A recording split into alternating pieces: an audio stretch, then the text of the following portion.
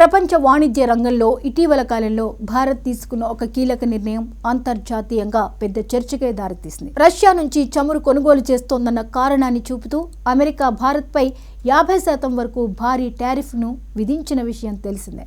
అదే సమయంలో భారత్ కూడా తమ వస్తువులపై అధిక సుంకాలు విధిస్తోందని అమెరికా మరో ఆరోపణ చేసింది. ఈ పరిణామాలు చోటు చేసుకుంటున్న వేళ భారత్ అమెరికా మధ్య వాణిజ్య చర్చలు కొనసాగుతుండడం గమనించదగ్గ విషయం. చర్చలు జరుగుతున్నప్పుడే అమెరికా అధ్యక్షుడు డొనాల్డ్ ట్రంప్ ఈ టారిఫ్ల ప్రకటన చేయడం రాజకీయంగా, ఆర్థికంగా పెద్ద సంచలనంగా మారింది. అయితే ట్రంప్ చేసిన ఈ బెదిరింపులకు భారత్ పెద్దగా హడావిడి చేయకుండా వ్యూహాత్మకంగా స్పందించిన తీరు ఇప్పుడు ప్రపంచ దృష్టిని ఆకర్షిస్తోంది. అమెరికా పేరెత్తకుండానే, ఎలాంటి దౌత్యపరమైన గందరగోళం సృష్టించకుండానే భారత్ తన ప్రయోజనాలను కాపాడుకునేలా చర్యలు తీసుకుంది. అమెరికా నుంచి భారత్కు ఎగుమతి అవుతున్న పప్పు ధాన్యాలపై 30% సుంకాలు విధిస్తూ భారత్ కీలక నిర్ణయం తీసుకుంది. ఇందులో 10% బేసిక్ డ్యూటీ, 20% అగ్రికల్చర్ సెస్ ఉన్నాయి. ఈ నిర్ణయం ఒక్క రోజులో తీసుకున్నది కాదు. గత ఏడాది అక్టోబర్ 30న దీనికి సంబంధించిన అధికారిక నోటిఫికేషన్ జారీ చేయగా 2025 నవంబర్ 1 నుంచి ఈ సుంకాలు అమల్లోకి రావాల్సి ఉంది. ప్రత్యేకంగా అమెరికానే లక్ష్యంగా పెట్టుకున్నట్లు కాకుండా ప్రపంచ దేశాలన్నిటికీ వర్తించేలా భారత్ ఈ టారిఫ్లు రూపొందించింది. అయినప్పటికీ దీనివల్ల అత్యధికంగా నష్టపోయింది మాత్రం అమెరికానేనని ఆర్థిక నిపుణులు చెబుతున్నారు. ఎందుకంటే అమెరికాలో పప్పు ధాన్యాల ఉత్పత్తిలో నార్త్ డకోటా, మోంటానా రాష్ట్రాలు ముందుంటాయి. అదే సమయంలో ప్రపంచంలోనే అత్యధికంగా పప్పు ధాన్యాలను వినియోగించే దేశం Bharat.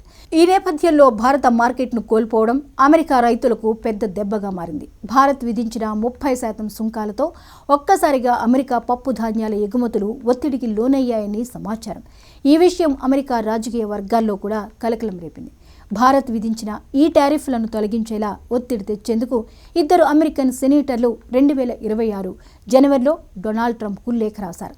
North Dakota senator Kevin Cramer, Montana senator Steve dryness ఈ సుంకాలు అనుచితమని అభిప్రాయపడ్డారు. భారత్తో వాణిజ్య ఒప్పందం కోసం చర్చలు జరుగుతున్న సమయంలో అమెరికన్ పప్పు ధాన్యాలకు భారత్ మార్కెట్లో మెరుగైన అవకాశాలు కల్పించేలా చర్యలు తీసుకోవాలని వారు ట్రంప్ను కోరారు.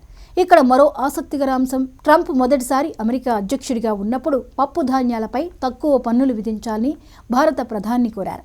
అప్పట్లో ప్రధాని నరేంద్ర మోదీ ఆ అభ్యర్థనను అంగీకరించి కొంత సడలింపులు ఇచ్చిన సందర్భం ఉంది. కానీ ఇప్పుడు పరిస్థితి పూర్తిగా మారింది. అమెరికా ఏకపక్షంగా ఇష్టారీతిన భారత్పై భారీ సుంకాలు విధిస్తే భారత్ కూడా తన ప్రయోజనాలను కాపాడుకునేందుకు వెనుకాడలేదని ఈ చర్య స్పష్టంగా చెప్తోంది.